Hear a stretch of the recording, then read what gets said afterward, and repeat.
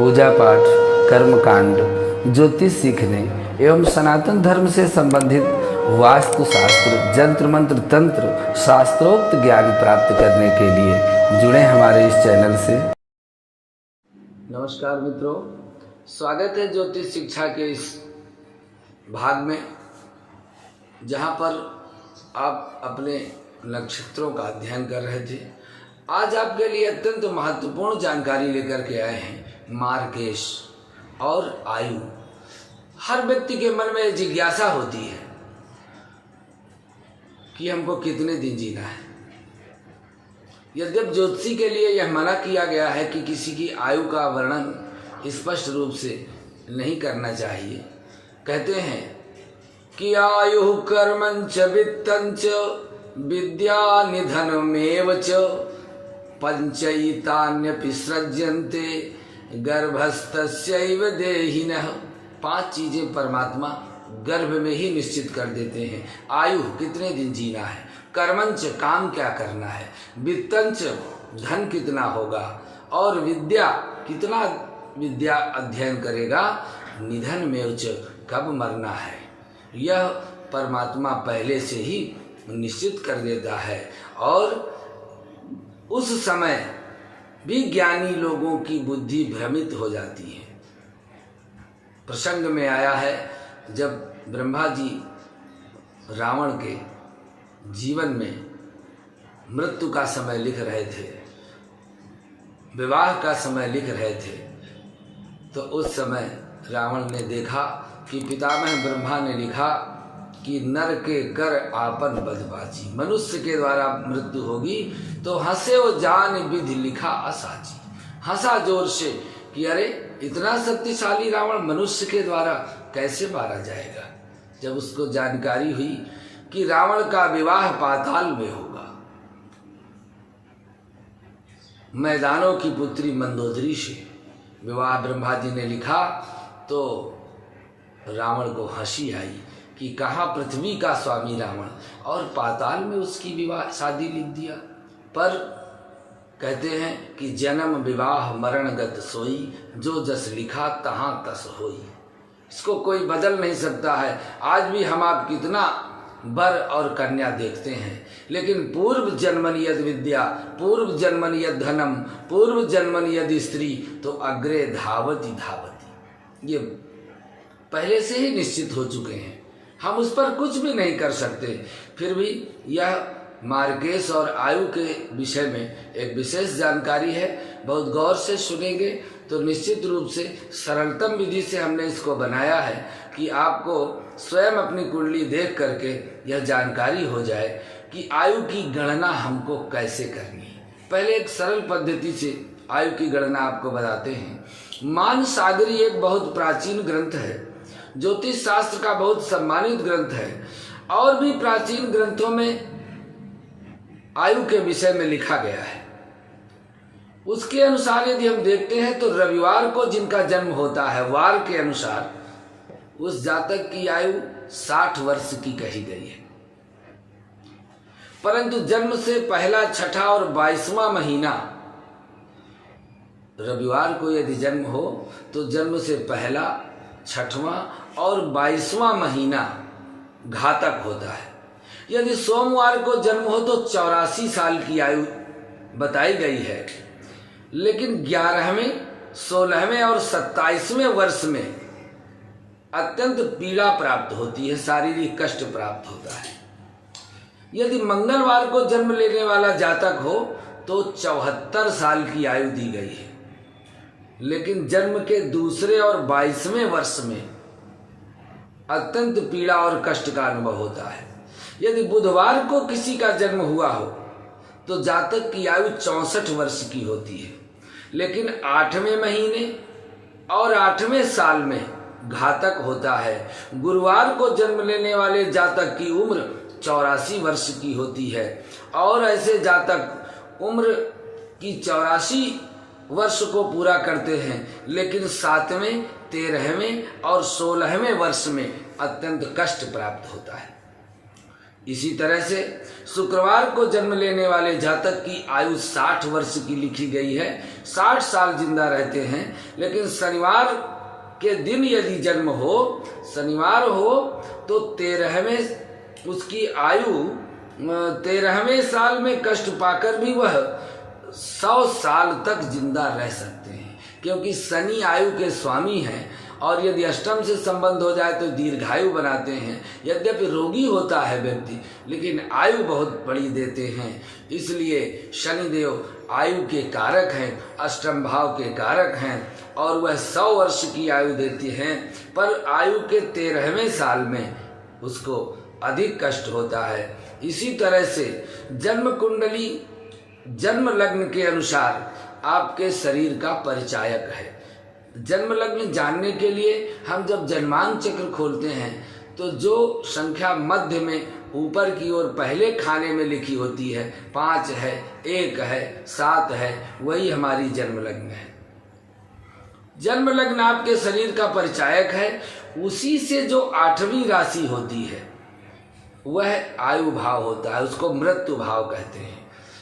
लेकिन अष्टमम अस्थानम खष्टमम षष्ठमम तथा 8वें से जो 8वां है वह मूल आयु को बताता है। जो मार्केश की आयु बाधक होती है उसकी आयु तो हम 8वें भाव से निकालते हैं, लेकिन आयु की गणना का यदि सही गणन किया जाए तो पहले लग्न से 8वां भाव, फिर 8वें से 8वां अर्थात तीसरा भाव, और लग्न ही से नहीं, चंद्रमा से भी 8वां और 8वें से 8वां, सूर्य से 8वां और 8वें से 8वां।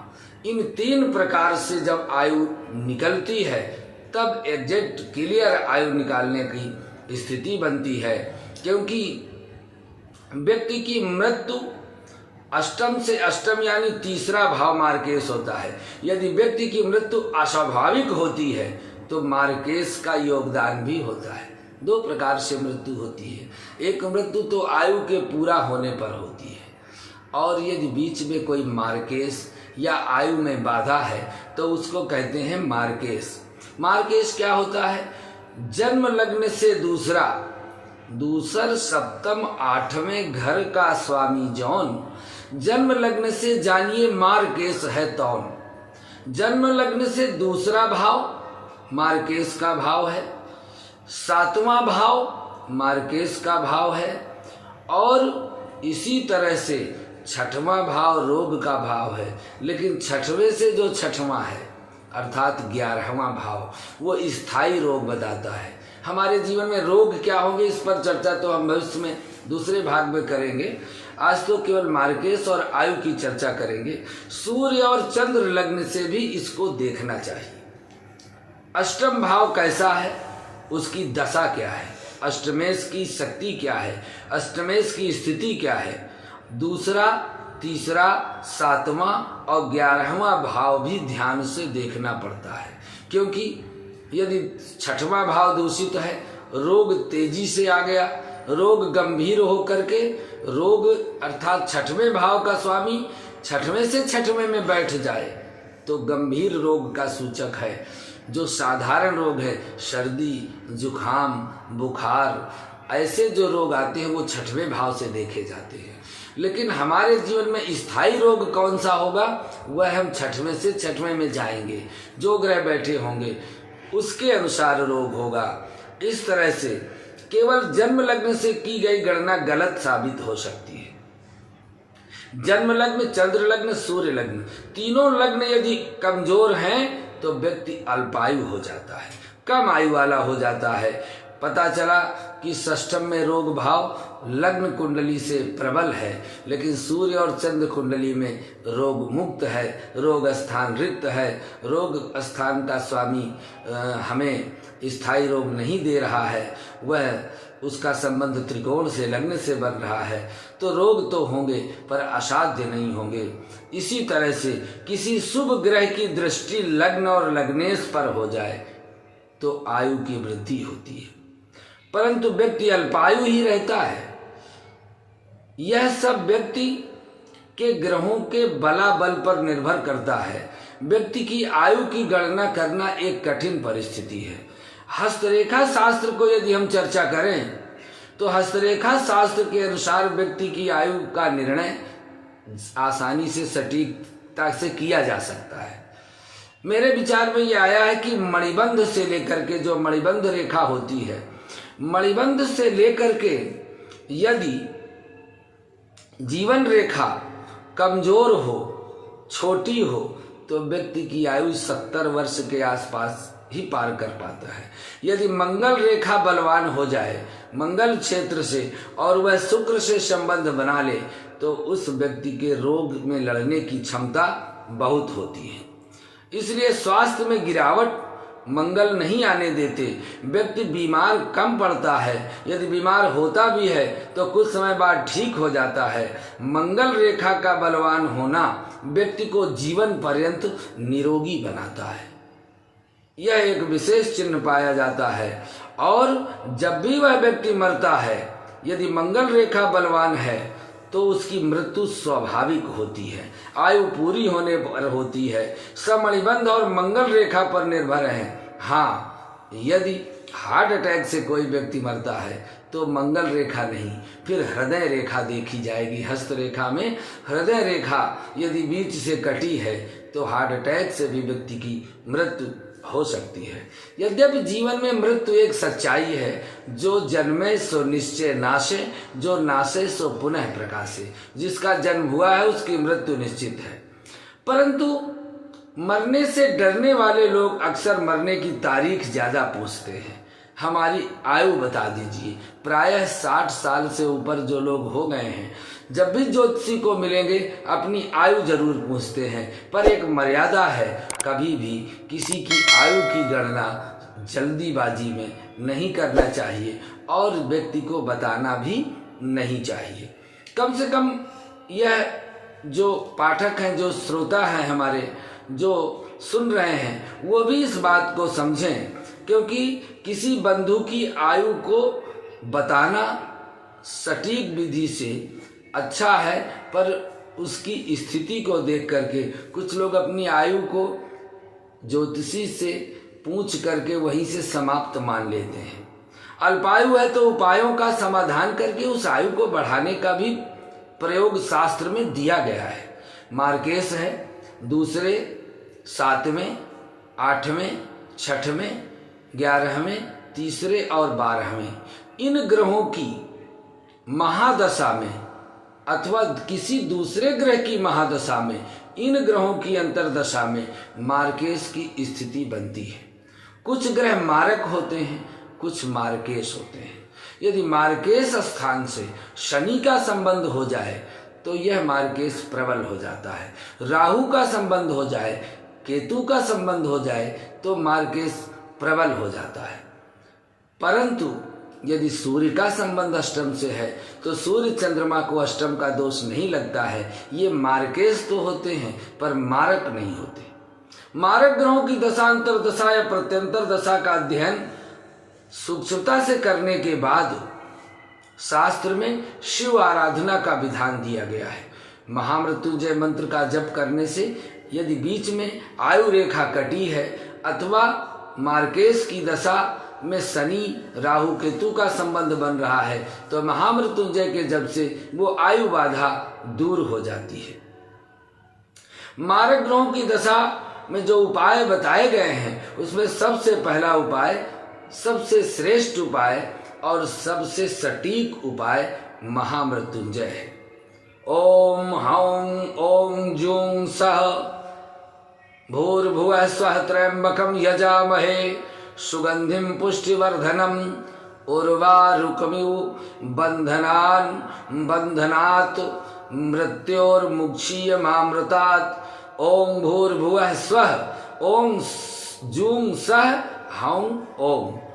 इस तरह से इस महामृत्युंजय मंत्र को, जो 52 अक्षर का मंत्र है, इसकी न्यास और इसकी विधि, इसका विनियोग, इसका संकल्प गोपनीय है, यद्यपि गुरुगम्य है, पर ऐसे मंत्र किसी को जपना नहीं चाहिए। इस मंत्र का अधिकार पहले गुरु से, ब्राह्मण से, प्राप्त करे, मंत्र को कान में श्रवण करे और इस मंत्र की न्यास विधि विनियोग उनको जाने और फिर भगवान शिव के समक्ष ही इस मंत्र का जप किया जाता है। किसी भी शास्त्र में यह उल्लेख नहीं है कि आप जब चाहो जहाँ चाहो महामृत्युंजय जप करने लगो, या तो शिवालय में, या तो पार्थिव लिंग के समक्ष, या तो पारद लिंग के समक्ष ही इसका जप किया जाता है। विशेष रूप से ब्राह्मणों से ही इसका जप कराना चाहिए, क्योंकि यह 52 अक्षर का एक कठिन मंत्र है और जब किसी ब्राह्मण की वाणी से कुछ शब्द निकलता है, कुछ मंत्र निकलता है, कुछ वाणी निकलती है, तो ब्रह्म वाक्य जनार्दन। आजकल लोग ब्राह्मण की वाणी को अन्यथा लेते हैं, लेकिन ये बात मान लीजिए कि जो बात ज्योतिषी ने कह दी है, जो बात किसी ब्राह्मण ने कह दी है, भगवान उस ब्राह्मण की वाणी को पूरा करने का प्रयास करते हैं। इसलिए ब्राह्मण को अपनी वाणी से किसी के लिए अशुभ नहीं बोलना चाहिए।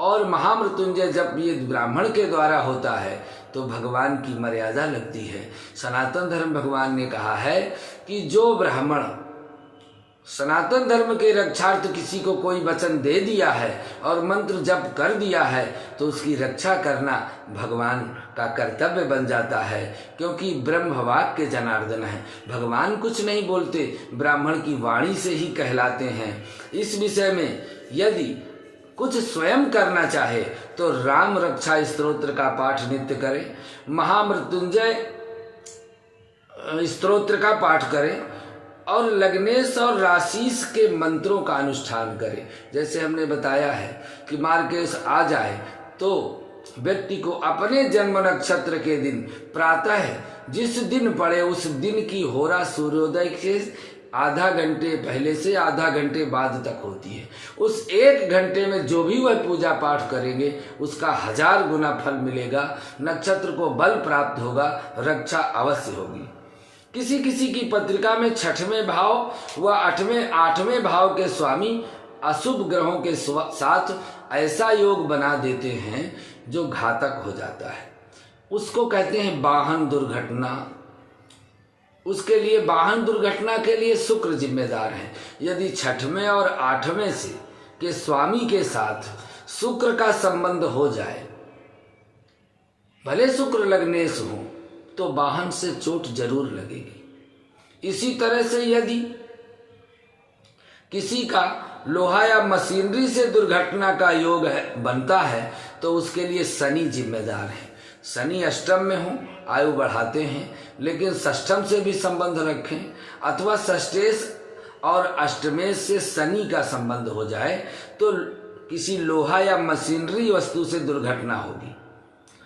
आग या विस्फोट की घटना यदि आपके जीवन में हो तो समझ लीजिए कि मंगल का संबंध यदि 6वें 8वें भाव से हो जाए या 8वें 6वें में मंगल बैठ जाए, शनि की दृष्टि हो जाए, तो आग से आपको विस्फोटक सामग्री से दुर्घटना जरूर होगी। इसके लिए मंगल जिम्मेदार है। यदि किसी चौपायों से गाय, भैंस, शेर, भेड़, भालू या जंगली जीव जंतुओं से कोई दुर्घटनाग्रस्त होते हैं तो उसमें शनि प्रभावी होते हैं। वहीं अकस्मात यदि कोई दुर्घटना हो जाए, पहले से कोई आभास नहीं, चलते चलते फिसल गए, छत से गिर गए, ऊंचाई से नीचे आ गए, पेड़ से नीचे गिर गए, समझो कि राहु खराब है। ये राहु जनित दोष है। यदि राहु 6वें 8वें से संबंध बना रहे हैं तो आप ऊंचाई से गिर सकते हैं, आप फिसल सकते हैं, आपको एकाएक दुर्घटना हो सकती। पहले से कोई बीमारी नहीं है, एकाएक दुर्घटना होना राहु जिम्मेदार है। इसी तरह से यदि इसके लिए ग्रहों के तत्व का अध्ययन करना चाहिए। कौन सा ग्रह किस नक्षत्र में किस तत्व पर विराजमान है। वायु तत्व पर यदि वायु नक्षत्र पर वायु राशि पर राहु का संबंध है तो ऊंचाई से गिर सकते हैं। 6वें भाव में शनि शत्रु राशि या नीच के होकर केतु के साथ बैठ जाएं तो किसी पशु, जंगली जीव जंतु के द्वारा आक्रमण होता है। 6वें भाव में मंगल हो, शनि की दृष्टि पड़े तो किसी मशीनरी से एक्सीडेंट हो जाता है। 8वें भाव में मंगल शनि के साथ दोनों एक साथ बैठे हों और शत्रु राशि के होकर सूर्य का साथ पा जाएं तो आग से खतरा होता है। मंगल और सूर्य उष्ण कारक हैं, शनि से संबंध हो जाए तो आग से खतरा होता है। यदि चंद्रमा नीच राशि में हो और मंगल का साथ हो जाए तो व्यक्ति को पानी में, जल में जाने से सावधानी रखनी चाहिए। जल में डूबने का भय रहता है। और केतु नीच का हो, शत्रु राशि के हो, गुरु मंगल के साथ हो, इनका संयोग 6वें 8वें से बन जाए, गुरु केतु और मंगल, तो हार्ट अटैक होने की संभावना पूरी बनती है। शनि मंगल केतु 8वें भाव में बैठ जाएं या 8वें भाव से संबंध बना लें तो किसी वाहन से, दुर्घटना से मृत्यु हो सकती है। इसी तरह से यदि वायु तत्व की राशियां जो निश्चित हैं उसमें चंद्रमा और राहु हो, मंगल देख ले तो हवा से आग लग जाती है और जलने से दुर्घटना हो जाती है। द्वादशेश अर्थात 12वें भाव चंद्र लग्न के साथ हो, द्वादश में कर्क के राहु उदित हो तो अकस्मात मृत्यु हो जाती है। मृत्यु का कारण भी जानना कठिन हो जाता है। इसी तरह से यदि मंगल शनि केतु का 7वें भाव से संबंध हो जाए तो जीवन साथी के ऑपरेशन के कारण या आत्महत्या के कारण या किसी हथियार से मृत्यु हो सकती है। अष्टम में मंगल शनि वायु तत्व की राशि में बैठे हों तो जलने से मृत्यु हो जाती है। सप्तम के सप्तमेश के साथ मंगल शनि हो दोनों, अथवा सप्तम में मंगल शनि बैठ जाएं तो दुर्घटना अवश्य होती है। इस कारण से हम अपनी पत्रिका देख करके दुर्घटना का योग जान सकते हैं। इसीलिए हमने स्पष्ट रूप से एक एक बिंदु को आपको समझाने का प्रयास किया है। यदि पत्रिका देखकर दुर्घटना जान सकते हैं, यह घटना द्वितीयेश मार्केश की महादशा में, सप्तमेश की अंतरदशा में, अष्टमेश या षष्ठेश के प्रत्यंतर में घट सकती है। हमने दुर्घटना की स्थिति तो आपको बताई, पर यह कब होगी इसको जानने के लिए आपको विंशोत्तरी महादशा देखना पड़ेगा। और यदि द्वितीयेश, सप्तमेश, अष्टमेश, खष्टेश, द्वादशेश की महादशा है अथवा किसी की महादशा है, इनमें अंतरदशाएं जब इनकी सप्तमेश की आ जाएंगी उस समय ये दुर्घटना अंतर में और प्रत्यंतर में होगी। उसी प्रकार सप्तमेश की दशा में यदि द्वितीयेश की अंतरदशा आ जाए अथवा द्वितीयेश की महादशा में सप्तमेश की अंतरदशा आ जाए, यह जीवन के लिए घातक होती है। षष्ठेश में अष्टमेश की अंतरदशा, अष्टमेश में षष्ठेश की अंतरदशा भी घातक होती है। जिस ग्रह की मारक दशा में प्रत्यंतर दशा उससे संबंधित हो तो वस्तुओं को अपने ऊपर से, यदि षष्ठेश शनि है और अष्टमेश मंगल है और इनके शनि में मंगल का अंतर आ गया, प्रत्यंतर आ गया, तो इन दोनों के जो दान की सामग्री है उसको अपने सिर से 7 बार उतार करके, और यदि हम उतारा करते हैं तो इससे हमारी वो दुर्घटना घटने से कम हो जाती है। यदि सप्तमेश की दशा में द्वितीयेश की अंतरदशा में अष्टमेश हो तो ऐसी चीज़ों को 9 बार अपने ऊपर से उतार करके कहीं खाली जमीन में, मैदान में जाकर के गाड़ देना चाहिए अथवा पानी में बहते हुए जल में बहा देना चाहिए, तो दुर्घटना का योग टल जाता है। अब हम लग्नों के अनुसार आपको मार्केश बताने का प्रयास करते हैं। यदि आपका जन्म लग्न मेष है तो आपके शनि और शुक्र मार्केश हैं।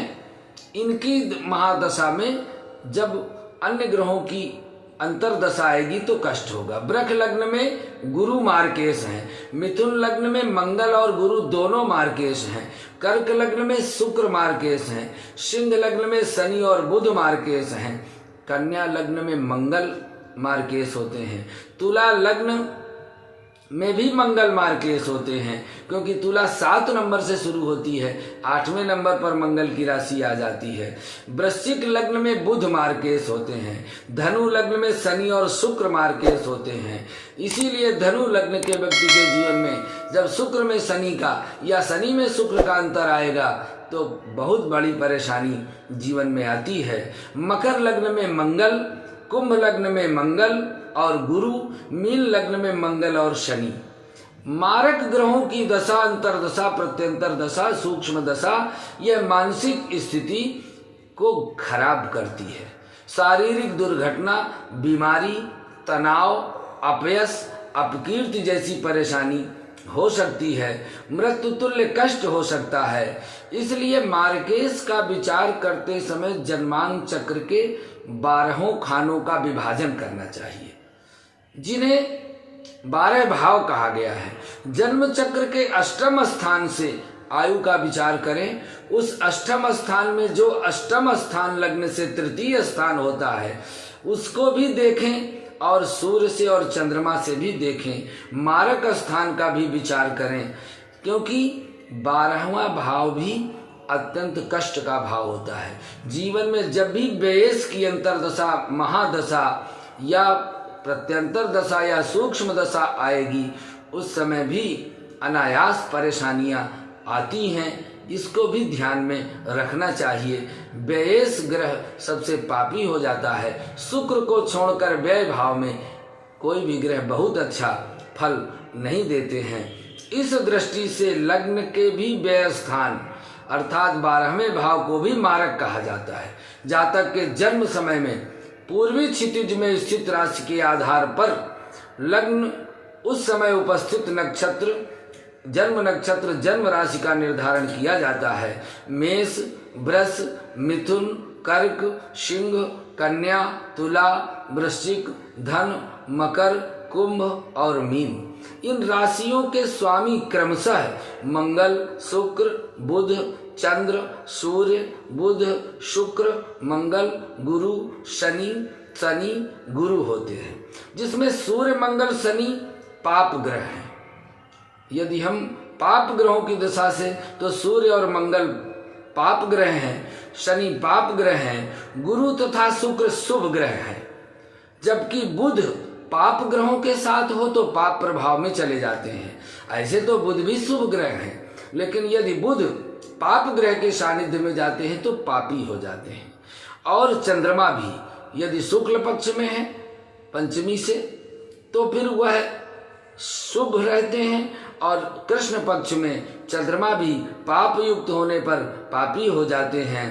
क्षीण होने पर चंद्रमा ग्रह बलवान होने पर, पूर्व होने पर शुभ ग्रह देते हैं। दशा विचार की दृष्टि से बिना पाप युक्त ग्रह पूर्ण केंद्राधिपति कुंडली के प्रथम, चतुर्थ, सप्तम, दशम स्थानों के स्वामी होने पर पापप्रद हो जाते हैं। अर्थात जो पापी ग्रह हैं केंद्र के स्वामी हो जाएं तो वह शुभ फल, और पूर्ण चंद्र केंद्राधिपति कुंडली के प्रथम, चतुर्थ, सप्तम, दशम अर्थात केंद्र के स्वामी होने पर पाप प्रद हो जाते हैं। इसी प्रकार पाप ग्रह केंद्राधिपति होने पर शुभ हो जाते हैं। त्रिकोण स्थान अर्थात पंचम और नवम के स्वामी होने पर सदैव शुभ ग्रह शुभ फल देते हैं। यह ग्रह 3 है। 6, 11 स्थानों के स्वामी पाप ग्रह होते हैं। सूर्य और चंद्रमा को छोड़कर अष्टमेश पापी हो जाते हैं, किंतु यदि वह लग्नेश भी हो तो पाप ग्रह का प्रभाव कम हो जाता है। इसी प्रकार से मंगल, शुक्र अष्टमेश होने पर भी पाप ग्रह नहीं होते हैं। सप्तम स्थान मारक स्थान है, केंद्र स्थान है। अतः गुरु या शुक्र यदि सप्तम स्थान के स्वामी हो तो वह प्रबल मार्केश हो जाता है।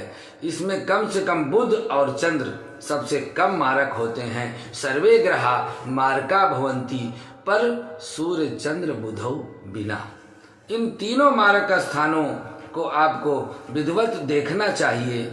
इस तरह से यह मारक स्थान की शांति का उपाय और मारक ग्रहों के उपाय को हमने बताने का प्रयास किया। इस विषय में यदि आपके मन में और भी कोई जिज्ञासा है और भी मारक स्थान के विषय में जानना चाहते हैं तो आप अपना प्रश्न हमारे कमेंट बॉक्स में लिख सकते हैं। आपका प्रश्न हम उत्तर में सम्मिलित करेंगे। हम अपने वीडियो में सम्मिलित करके आपको अपने विवेकानुसार उत्तर देने का पूरा प्रयास करेंगे। फिर भी हम ये सावधान करेंगे कि अपनी आयु और अपने मार्केश स्थान का अध्ययन विधिवत करते रहना चाहिए। जीवन अमूल्य है। आज के लिए बस इतना ही। अगले भाग में पुनः एक श्रेष्ठ जानकारी लेकर उपस्थित होते हैं। नमस्कार।